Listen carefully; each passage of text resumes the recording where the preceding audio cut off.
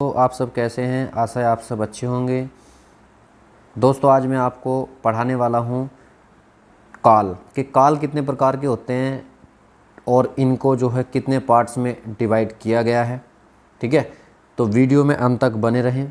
तो दोस्तों, काल हमारे जो होते हैं वो हमारे काल 3 प्रकार के होते हैं। ठीक है, पहले आता है प्रेजेंट टेंस। ठीक है जी। उसके बाद हमारा आता है दोस्तों पास्ट। उसके बाद हमारा आता है फ्यूचर टेंस। ठीक है जी। ये 3 हमारे दोस्तों काल होते हैं। इसको बोलते हैं दोस्तों हम वर्तमान काल। ठीक है, इसको बोलते हैं हम भूतकाल और इसको बोलते हैं भविष्यकाल। ये हमारे 3 काल होते हैं दोस्तों। ठीक है, अब इन 3 कालों को कितने भागों में डिवाइड किया गया है मैं आपको वो बता देता हूँ। ठीक है, सबसे पहले हम ये समझ लेते हैं प्रेजेंट टेंस वर्तमान काल, इसको 4 भागों में डिवाइड किया गया है। पहला है प्रेजेंट इंडेफिनिट टेंस। ठीक है, उसके बाद दूसरा टेंस आता है हमारा प्रेजेंट कंटिन्यूअस। ठीक है जी। उसके बाद आता है हमारा तीसरे नंबर पर,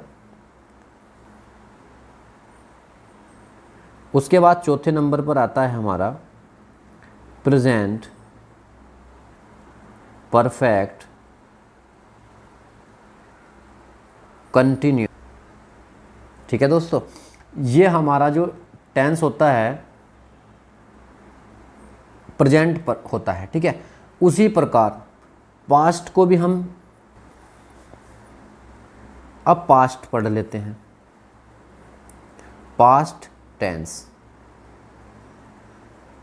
इसको भी हम इसी तरह से बोल सकते हैं इंडेफिनिट, ठीक, कॉन्टिन्यूअस,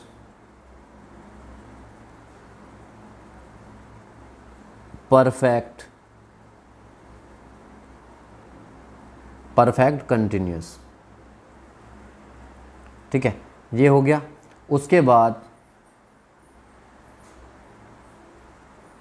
फ्यूचर को पढ़ लेते हैं। फ्यूचर टेंस, फ्यूचर में भी हमारा यही होता है, फ्यूचर इंडेफिनिट होता है। सबसे पहले लिख देता हूं मैं,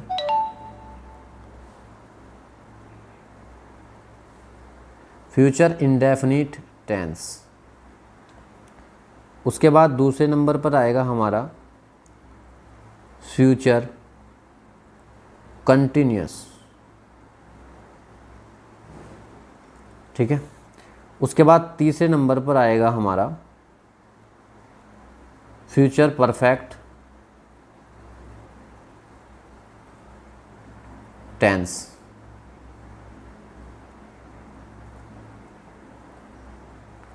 उसके बाद चौथे नंबर पर आएगा हमारा फ्यूचर परफेक्ट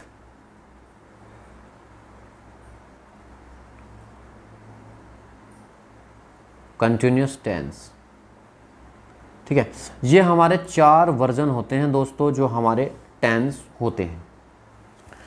तो आज सबसे पहले हम पढ़ लेते हैं प्रेजेंट इंडेफिनिट टेंस क्या होता है, उसके बारे में पढ़ लेते हैं। ठीक है, सबसे पहले प्रेजेंट को ही पढ़ा जाता है। ठीक, तो प्रेजेंट इंडेफिनिट टेंस। ठीक है, इसकी जो परिभाषा बता देता हूँ, परिभाषा क्या होती है बहुत शॉर्ट में मैं आपको बताऊंगा। पहचान, पहचान क्या होती है? ता है, ती है, ते है, ता हूँ, ते हूँ। ठीक है, ये वर्ड दिए होते हैं वाक्य के अंत में दिया होता है। ठीक, जहाँ कहीं भी ता है, ती है, ते है, ता हूँ वाक्य के अंत में दिए होते हैं तो वे वाक्य हमारे प्रेजेंट इंडेफिनिट के होते हैं। ठीक है दोस्तों, प्रेजेंट इंडेफिनिट के। उसके बाद इसके जो मैं आपको रूल्स बता देता हूँ, बनाने के जो नेम्स क्या हैं। रूल्स सबसे पहला जो रूल्स है हमारा, वो हमारा क्या कहता है, सबसे पहला जो रूल है दोस्तों, आई वी यू दे के साथ क्रिया में फर्स्ट फॉर्म आती है। ठीक है जी, पहला नेम तो हमारा दोस्तों हो गया ये वाला। अब दूसरा नेम समझ सॉरी, ही सी इट एक वचनकर्ता के साथ वर्ब में एस या ई एस लगाते। ठीक है, दूसरा नेम हमारा ये हो। ठीक, उसके बाद दोस्तों तीसरा नेम पढ़ लेते हैं। तीसरा नेम हमारा दिया है आदत प्रकट करने वाले बहुवचन के साथ पहले दा का प्रयोग नहीं करते। ठीक, उसके बाद दोस्तों वाक्य का इसका एग्जाम्पल समझ लेते हैं कि प्रेजेंट इंडेफिनिट के जो वाक्य हैं वो कितने प्रकार के हो। इसमें भी हमारे 3 प्रकार के वाक्य, 4। फर्स्ट हमारा होता है अफर्मेटिव सेंटेंस यानी कि साधारण वाक्य। दूसरे नंबर पर हमारा आएगा निगेटिव सेंटेंस यानी नकारात्मक वाक्य। ठीक है दोस्तों, तीसरे नंबर पर आता है इंट्रोगेटिव सेंटेंस, प्रश्नवाचक वाक्य।